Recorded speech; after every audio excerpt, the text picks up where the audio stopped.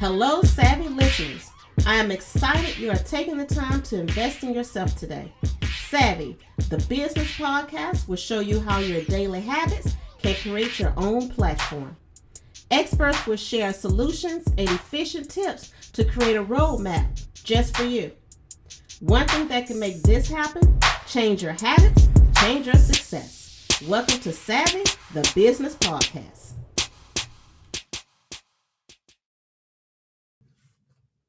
Hello, everyone. Thanks for joining me on Savvy, the business podcast. I'm Melissa Ambrose, your host. And today we're on with Miss Cathy Smith. And I came across her profile on social media, like most of us do, and I was intrigued. I said, I want to talk to this lady and see what's going on. So I invited her to be a guest on the show, and she graciously accepted. So we have her here with us today. I'm going to read you a little bit about her bio, but not too much because we really want to talk with her and just see what she's been up to. Cathy E. Smith is the chief online marketing strategist of C2 Internet Marketing Strategies LLC and has 10 plus years of experience in online marketing and e-commerce. She served as host of the P.R.I.M.E show, PR and Internet Marketing for Entrepreneurs Show, a weekly internet podcast designed with business owners in mind, for 4 years. She is also the author of Turn Your Passion into Profits, free and low cost online marketing for entrepreneurs. This is why I had to get her on, which provides information to assist small business owners in developing their online presence on a small budget. So, Miss Smith, Yes. let's get into C2 Internet Marketing Strategies.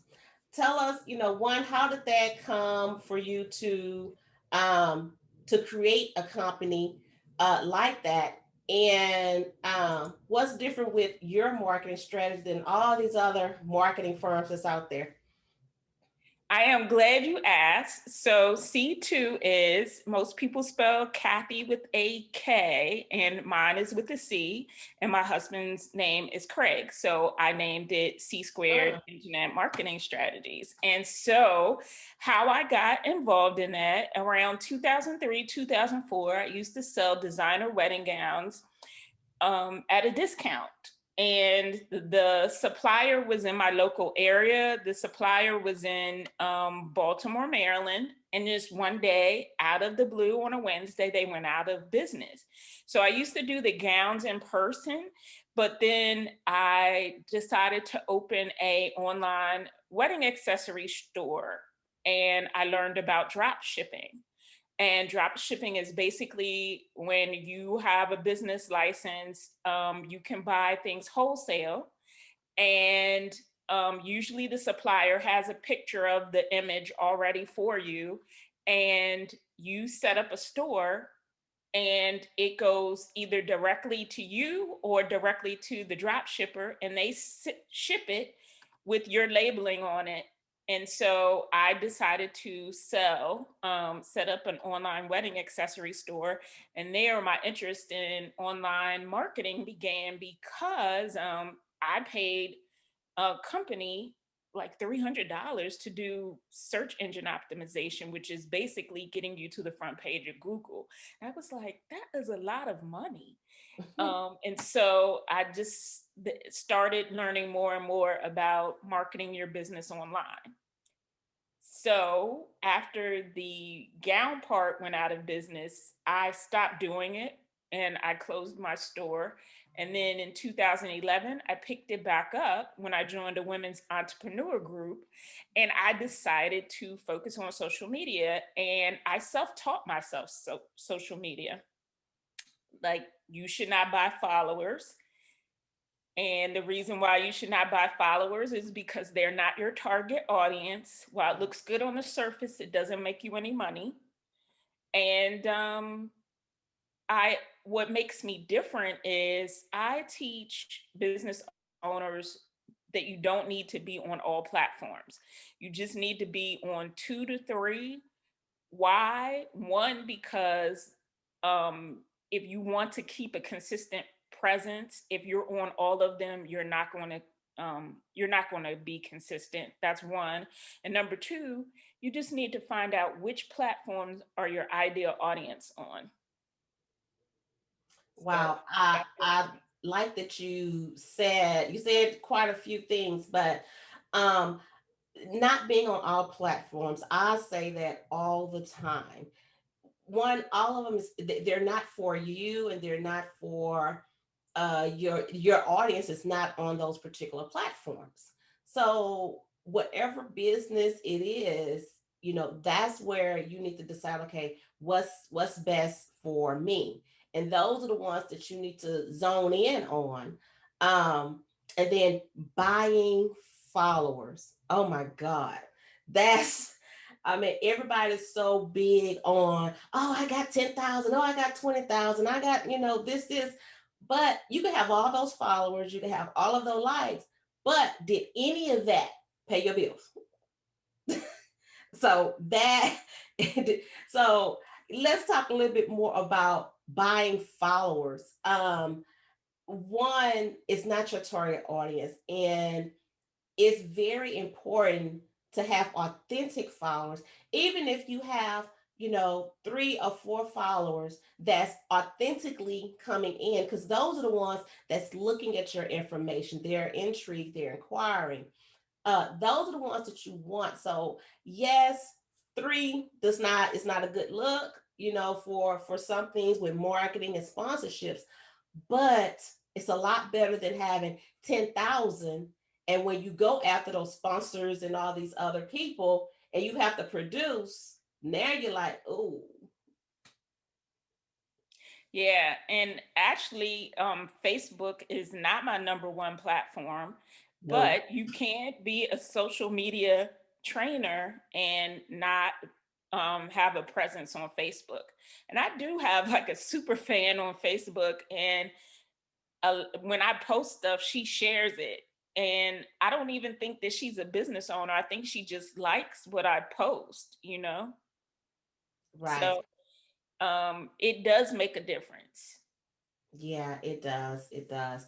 So when you, like I say, even though it's your self-taught and you go teach um, individuals on how to use social media, how to determine what platform is better suited for your business.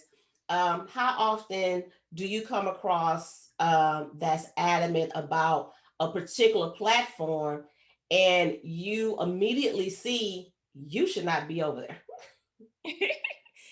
Well, when we were having live workshops, I get my energy off of live workshops. I mean, live streaming is great, but there's nothing like being in the room. And at my last live major workshop, I went um, uh, through the room and told each person, based on what their business is, what the best platform for them was. Right. Yeah. So, Right. like, I believe that Twitter is good if you are in the media, if you're a blogger, if you're a coach, if you share tips, if that. I believe that Twitter is your platform. If you're an author, I would say at least 25% of the people that follow me are some type of book author platforms, or where you can post your book after you've sold. I mean, if you're going to sell it, Right. or they're for authors. And I don't know if that's because I had author in my bio at one time. I think I took it out, but um, you know, there's lots of platforms that you can sell your books on, and a lot of authors are on Twitter. Mhm. Right. And So speaking of like social media, in order to be on social media, you have to have some type of content to put out there on social media. And content is more than a quote or sharing an article. It can be video, it can be tips, it can be solutions. It's a variety of different things that's out there that can be utilized as content. What do you say to the small business owners that just want to get on social media to sell, sell, sell, and don't offer any content to gain those followers? Whew, I'm so glad you said that because Yep. one of my social pet peeves is you should not connect with somebody with the sole purpose of selling. Um, I'm very cautious about who I accept on any platform. I always go to your profile.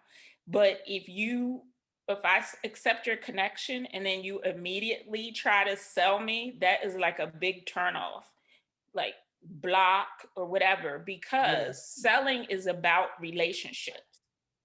And s- sometimes you don't even know if the person needs your services or is interested in your services. So I find that on LinkedIn, sometimes people A lot. will, even though I have like, I teach video marketing and things like that, and that's one of my skill sets. Can I offer you a video? Can I offer you, the very things that I do? That So you're doing. Right. yeah. Right. So you need to be mindful of that when you connect with people, but it should be some common interest or reciprocal, or saying that, I just wanted to get to know you and learn about your business. And even if you do start with that, don't connect and then the next thing out of your mouth is sell, because that is a huge turnoff. And and honestly, I stopped responding. um you know and I have been in several direct sales and multi-level marketing, and I guess people are attracted to that and they think that I want to join that. And I have no interest in that anymore, but a lot of connections, that's what they want me to look at their business opportunity. And I feel like, why get a piece of the pie and have the whole pie? Because if you are your own person and growing off of your skills and your knowledge and your ability, then you can have the whole percentage and not just a piece. Now, don't get me wrong, there's nothing wrong with that. My parents have been in Amway for probably 40 years. But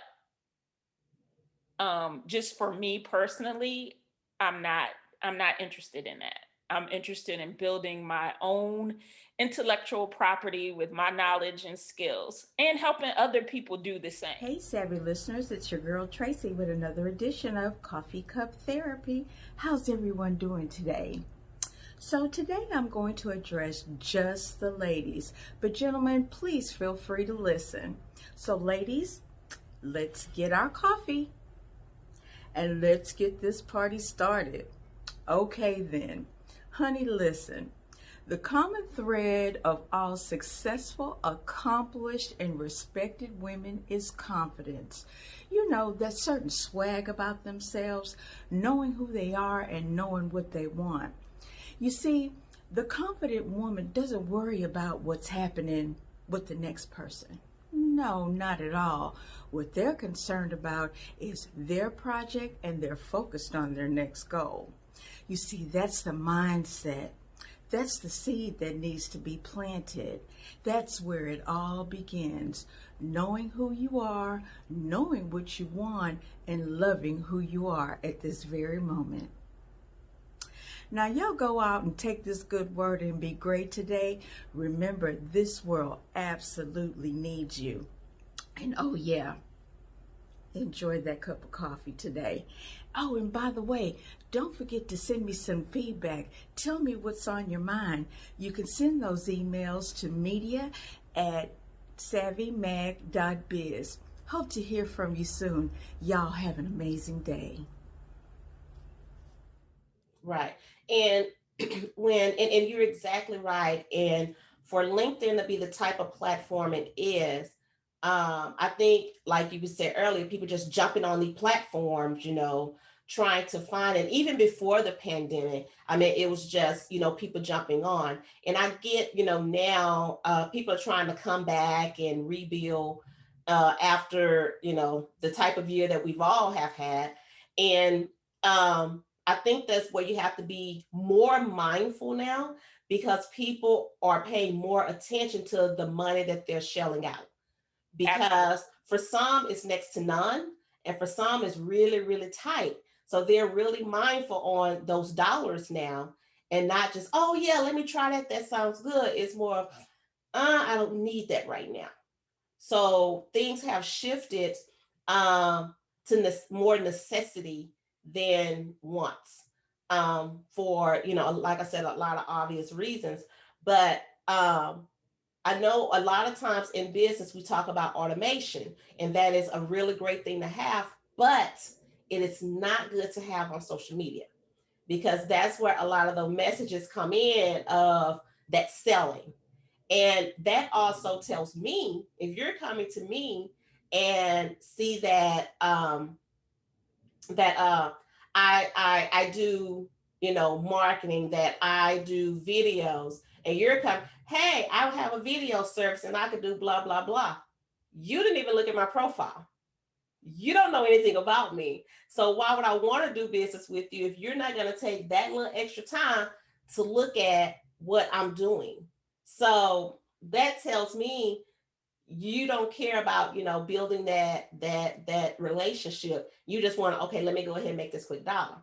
um so you have to be really mindful of those things, and look at a person's profile. Take the little time to look at their profile, see what they do, scroll through their feed, see what they're posting, see what they're talking about, and that will definitely give you an idea of what they're doing or why they're doing whatever. So that's how you could go after a person. So say even if they already do video and you do video, what you could come in and say after you've, had some conversations, what you could come in and say is, I see that you do video, or, do you're interested in collaboration or partnership, or create a platform. There's a project coming up and I could use some help with some video. And then that'll start some type of open conversation. But don't do that and then go straight into, okay, well, I could do that video for this amount of money. You have to understand how to build those platforms, right? Absolutely. So let's jump over to turn your passion into profits. Free and low cost online marketing for entrepreneurs. Um, that is right now, people are looking for free, but at the same time, getting free, they want the quality. Absolutely. And that is so important when we're looking for free uh, things. And now we're looking for free because we don't have the money. The money is gone. People have gone through their savings and, everything else that they had, thinking, okay, well, I'll be okay if something happens. We'll be okay for a couple of months. But, you know, things have gone way beyond that. So first, let's talk about the free services. Some things that people can look for when they're looking for free services and still have that good quality that they're looking for until they're able to build a little bit to start getting to the paid services. So now it's not so much, when I initially wrote that book, a lot of people did not know that, like Verizon, Infinity, they had free web services with your internet. And I guess people weren't using it, so they got rid of it. But that being said, there still are platforms. Like, a lot of times, I know this is a common phrase that a lot of business owners were like, I need a website. Well, if you use Mailer Lite is will allow you 5 free web pages or landing pages, which is landing pages or just Mhm. one page website. But if you have up to 500 subscribers, so you could start with that.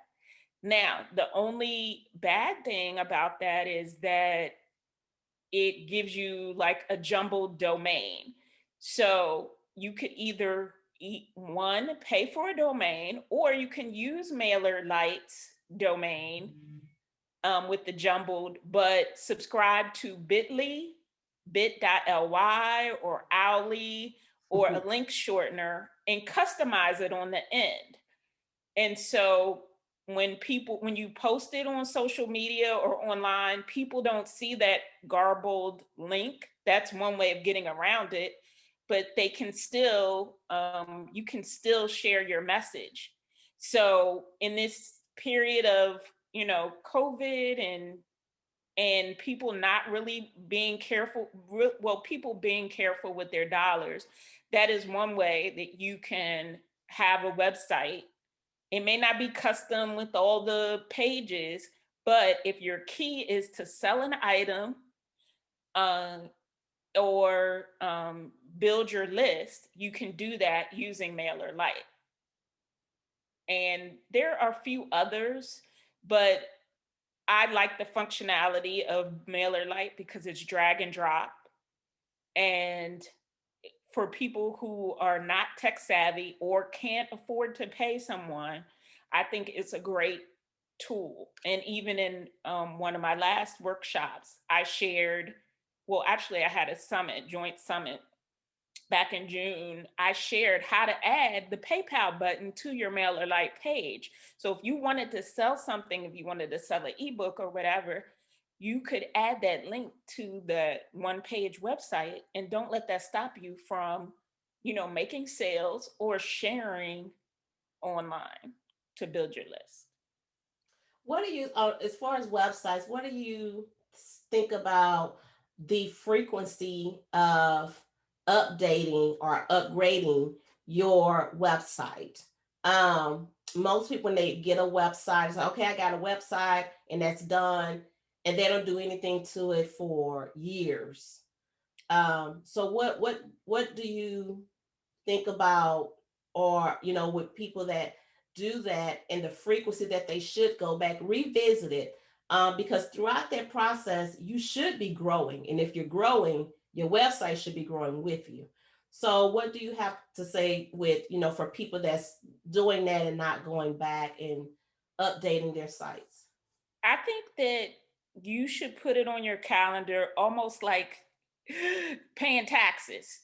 You should do an annual review or a 6-month review, or, at least every 6 months, you should take a look at your website and say, have my services changed?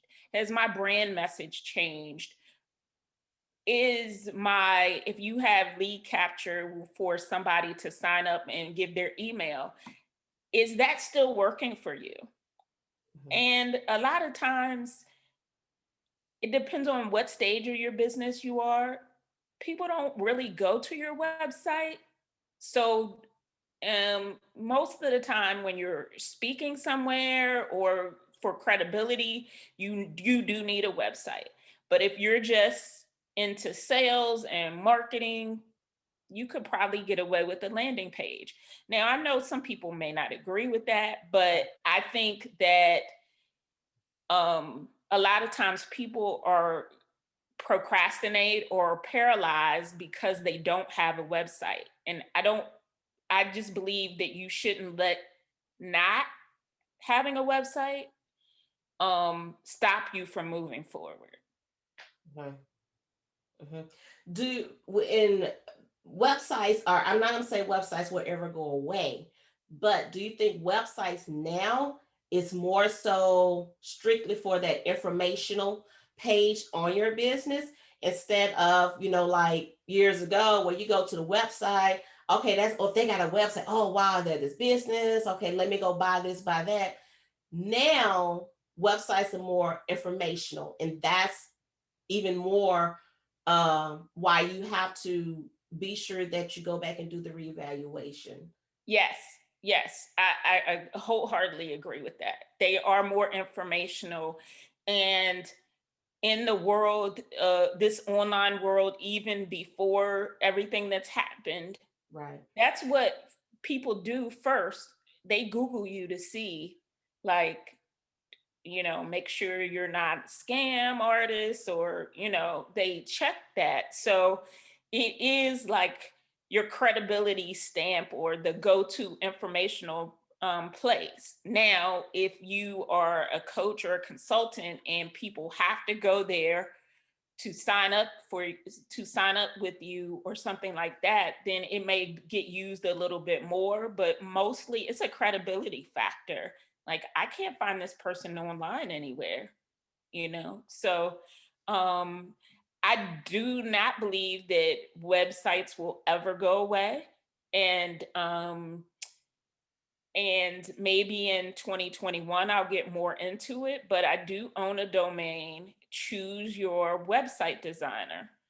And it was birthed out of, I see so many people, it's twofold. It's for people looking for a good web designer, and it's also for web designers to get listed on there. But I plan on vetting the web designers before. You can't just be on there, kind of like the Angie's List, but for web design. Right. Because I see so many people get burned by web designers, on both sides. On the client side, they don't know what they want, and they don't take the time. They throw money at the web designer, but they don't have a clear idea of the structure of their website or what they want to offer. You can pay somebody, but you need to have an idea of the kind of content you want to have on there before you go paying somebody. And on the other side of the coin, I've seen web designers take people's money and never ever finish the project. And that's disheartening. I think it's dishonest. Right. I've seen that as well. Or if they did finish the website, it was crappy. Yeah. It was you're and it's not so much that the person was like nitpicking at every little thing. I mean, blatantly when you open it up, it's like, oh, the colors Right. don't go. It just looked like somebody just took a dumpster and just did this, and here you go. And I'm like, wow. So I mean, it's unfortunate that there is people out there that's like that. Um, and let's touch on credibility. Yes, you have that website that speaks to who you are and the type of work that you can offer, but people always have to remember, just because you give them that website and say, hey, go here, that could be all nice, flashy, glamorous. But today, people are going to go a little further. They're going to go straight to Facebook, Twitter, Instagram, and LinkedIn, and they're going to say, okay, well, let's see what they're doing over here. And even on that side, yes, you may have a business page, but on your personal page, it also has to represent you as well. People forget, oh, well, I'm not doing that over there. That's my business. I mean, my personal page. It doesn't matter. People will follow you and they will look at you. So you can't be doing craziness on your personal page. And then when you get to your business page, you go, okay, you can't have those two, because one, they're going to look at that and see like, oh, if you acting like this, I don't know if I want to work with you, because if I invite you to, an event or represent you to one of my partners or somebody, I don't know how you're going to react. So do you agree with that as well? That it's just not your website; it's every single thing that you do, personal, private, business page. It does not matter. I wholeheartedly agree with that.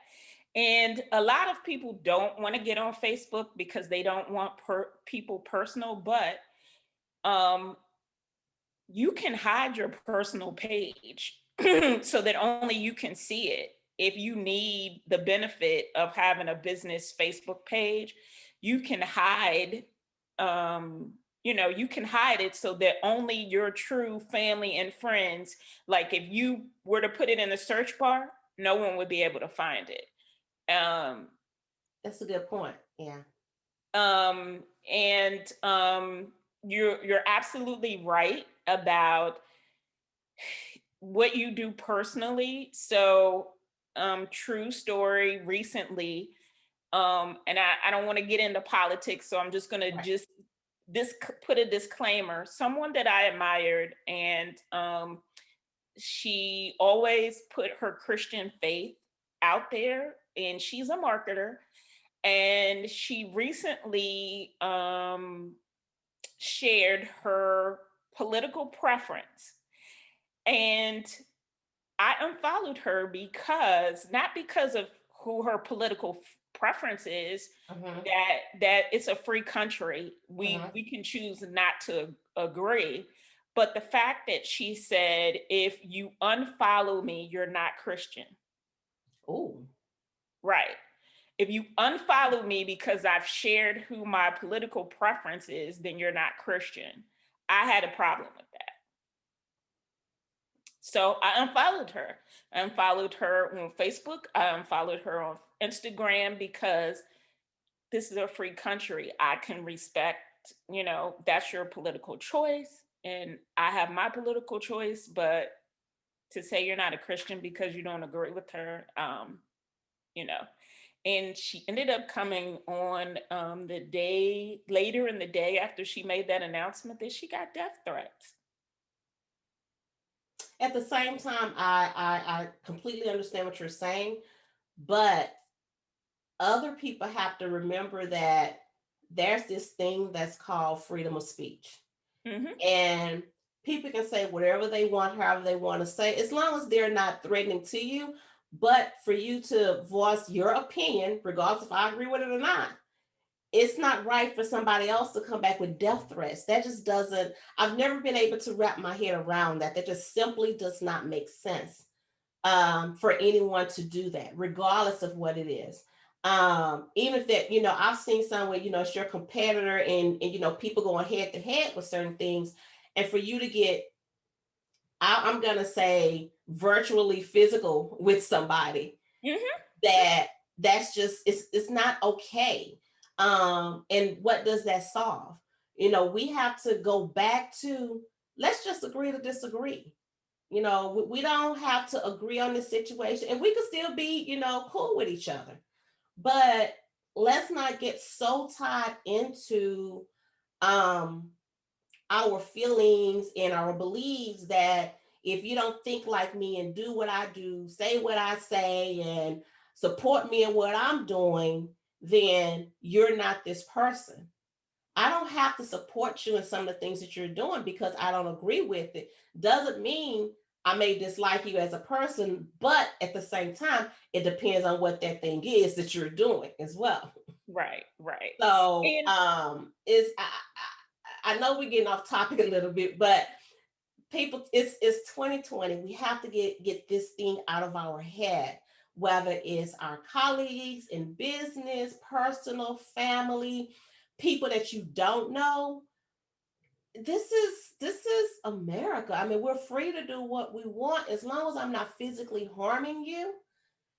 Stop with all the adult bullying and the adult attacks, because that's trickling down to these generations under you to do the same thing. And it's just not, it doesn't make sense. It's just not right. Let's just agree to disagree and move on.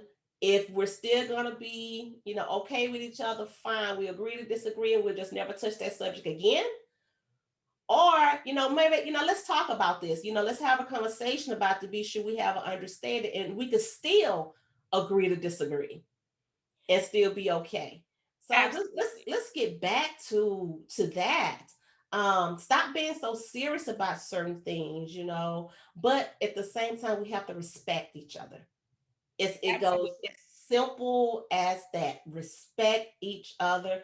Whether I like your views, don't like your views, your politic views, your business, whatever it is, we don't have to always agree with each other. That's what makes us so great, that we don't have to agree with each other and we can still move on and do, whatever it is that we want to do. So sorry, sidebar, sidetrack, No, but but I think that's important. I mean, yeah, even though it was a sidetrack, it's really real because people it feel is. like they're a part of your lives online. And I was sad that she got, death threats over it. Of course. But you know, I even though I just chose to, I probably will never spend money with her again, but to the point of threatening her because of what she said. I mean, I thought that was a bit extreme, Yeah. but you know, And that's your preference. Like you say, you unfollow her, you may not spend money with her, and that's fine. That is your right to make that decision. And it's okay. We're moving on. That's it. But you see her out in public somewhere, you still gonna speak to her. You still may even have a brief conversation with her, but it's not, you know, that cut off, that bullying, that attacking. It's none of that. It's just, okay, this is what I've decided to do, and I'm moving on. and truth be told, I probably, if she had not said, if you're not a Christian, Right, right, right. like if she had expressed her political views, um they, I mean, I hadn't followed her lately, but I mean, I've been following her for years. Yeah. I don't think that she said anything that was offensive to me personally. She just was saying what, why she had her views. But when you say that you're not a Christian, I think that's what for me It did went a it. little too far. Yeah. Yeah. Yeah. So, okay. Well, we're coming up close to the end of the show, but we did get sidetracked a little bit, and that's okay because sometimes it's needed. It's needed to have some of those conversations or share some of those point of views. Um, but before we get out of here, let's hit on the second end of your book. We talked about the free and then the low cost online marketing. Um, Low cost is a variety of different things, and when a company offers something low cost and you're going in at that low cost, you have to understand that you're not going to get, even though it's a package that's $1,500, and they decide, okay, well, instead of 1,500, let me adjust the package and charge, $650 for it. You're not going to get the exact same thing. So you have to be willing to understand that and be willing to pay whatever that cost is and get what you're going to get with it. But again, you have to be sure you're getting a good quality of work from that individual. So, can you hit a little bit on that of the low cost and still getting a good quality product?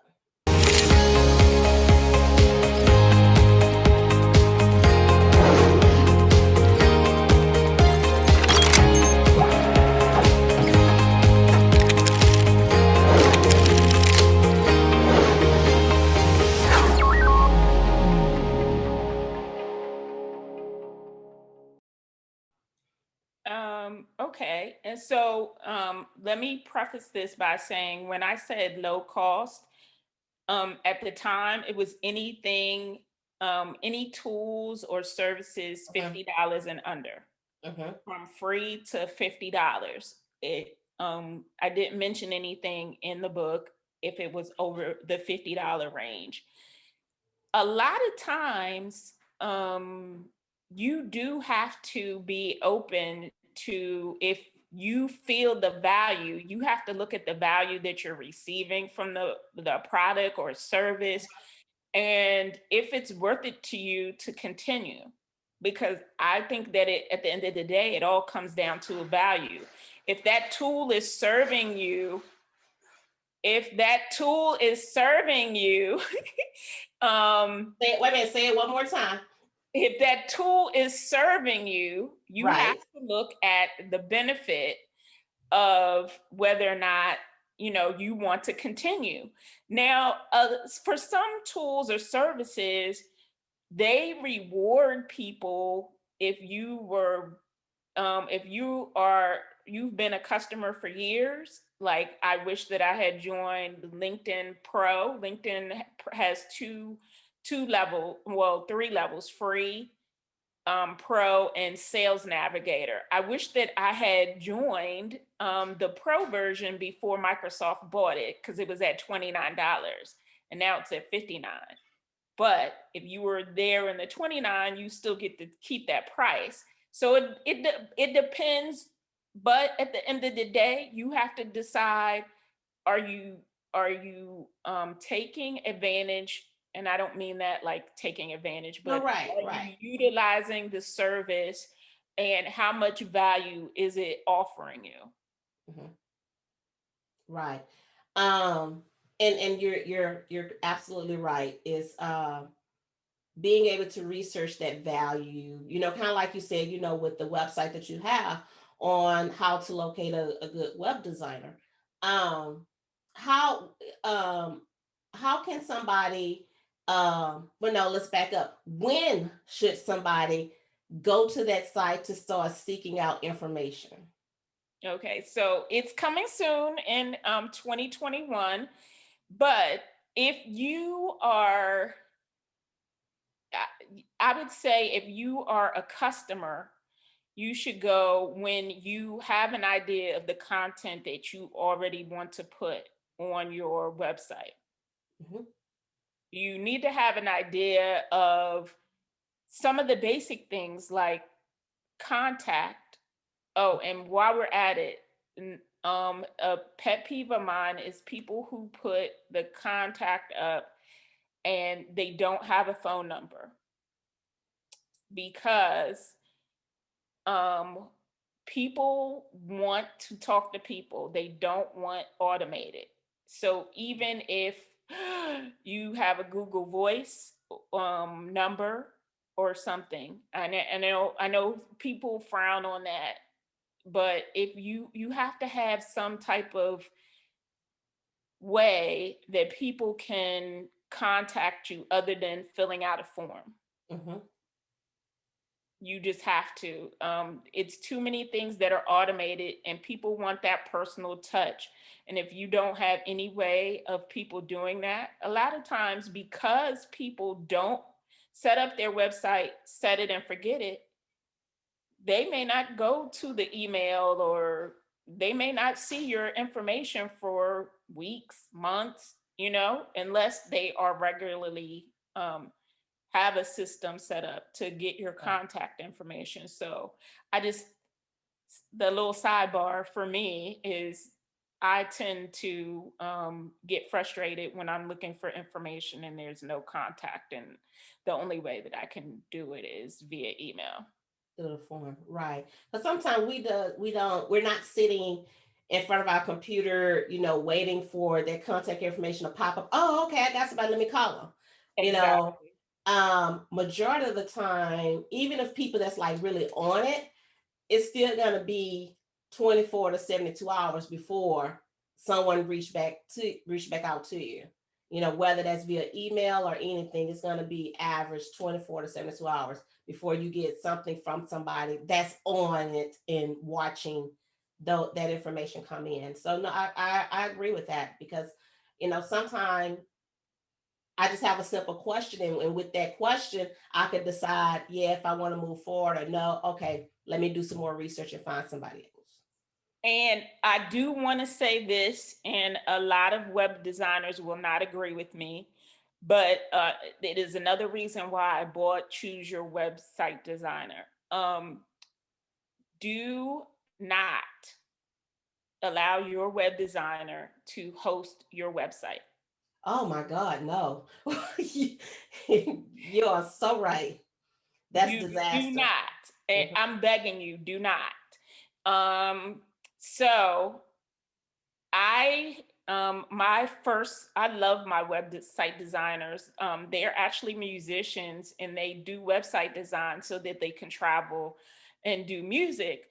But they specialize in the small business. So whereas some people start at like 2,000 for a website, they're usually 1,000 and under.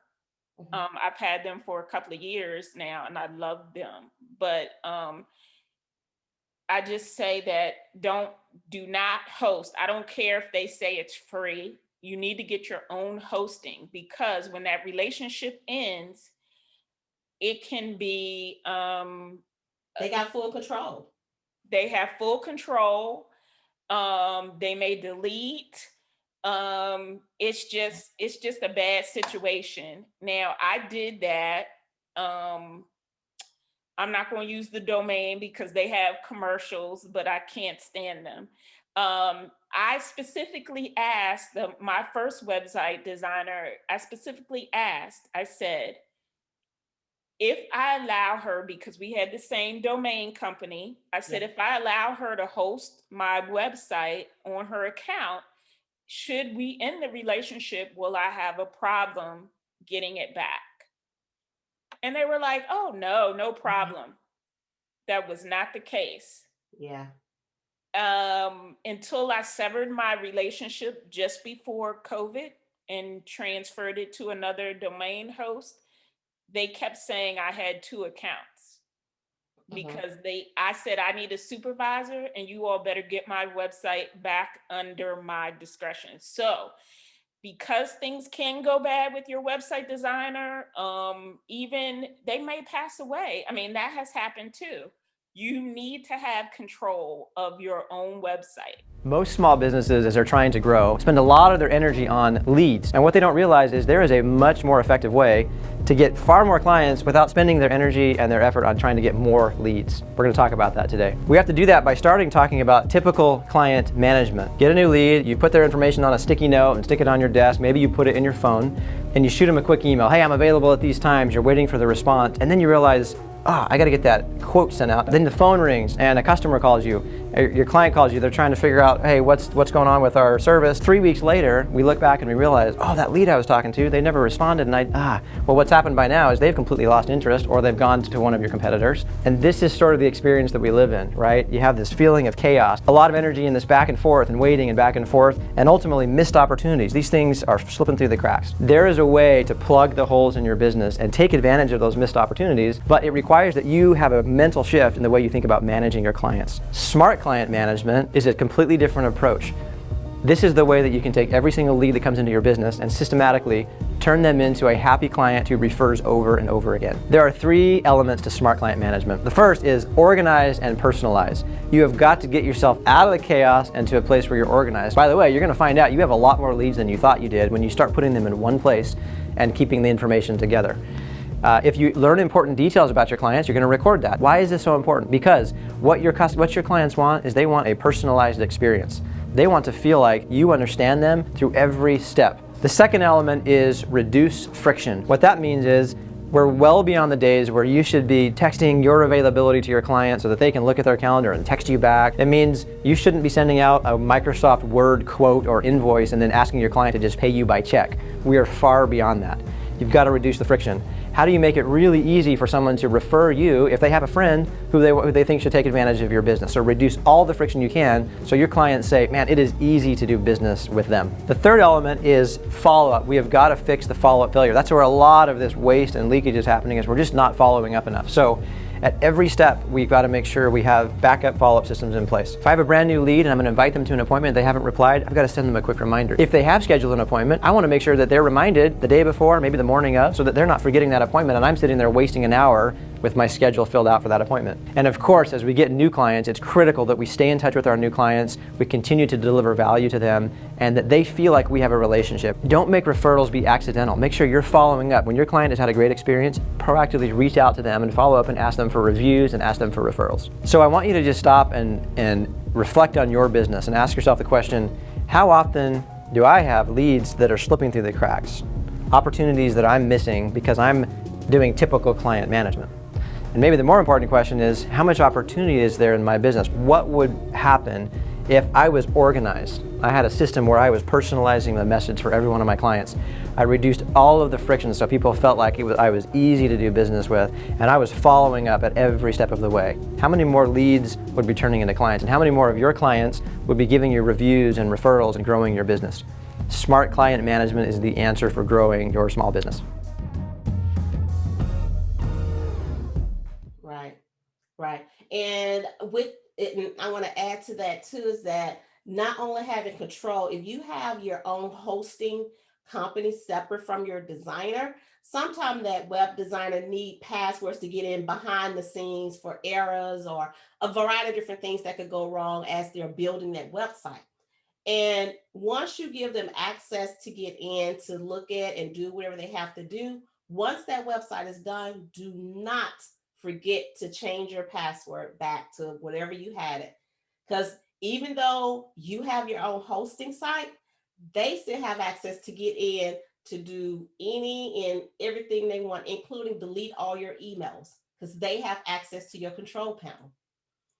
So you want to be sure once you give them access to go fix or do whatever they need to do to make your website work, change your password so they can no longer have access to get into your control panel. Please don't forget to do that. Had to add that part in there. Absolutely.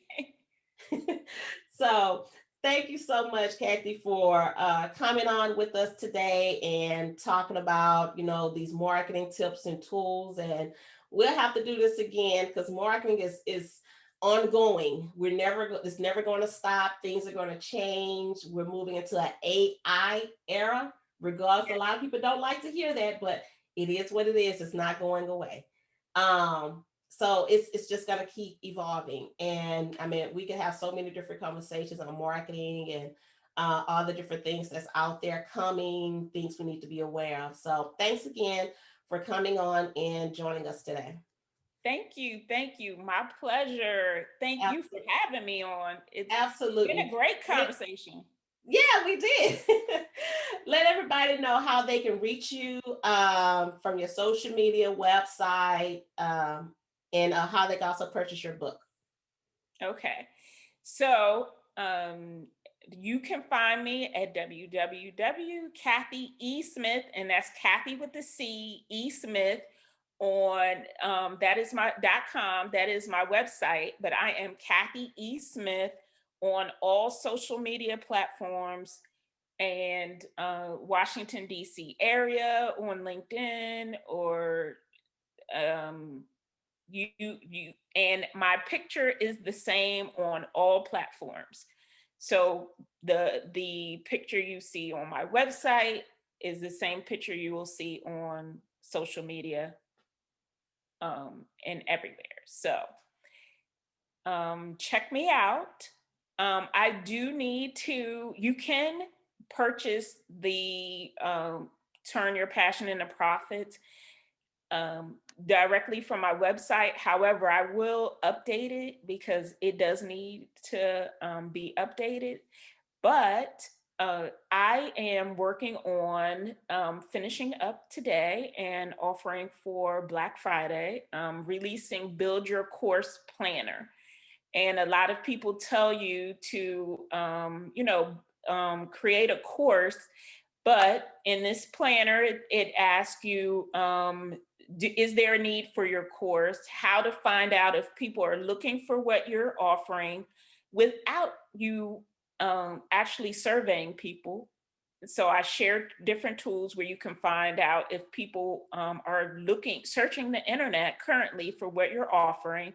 And I share a comparison of different platforms that you can use, their prices and their features, and a actually course outline planner that allows you to organize it during modules, links to your videos, and have all your content on one spreadsheet so that whatever platform you choose, you can just copy and paste and you'll be good to go. Wow, excellent. Thank you again so much. And be sure you check out our website, go out, purchase the book, support her. And if you have questions about what we talked about, like I say, post COVID, everybody's trying to come back, get things together, figure out how you need to pivot. Check her out. Send me an email, shoot her an email, and we'll be sure that, we'll get those questions answered. So thanks again for joining us, and we'll see you next time on Savvy the Business Podcast.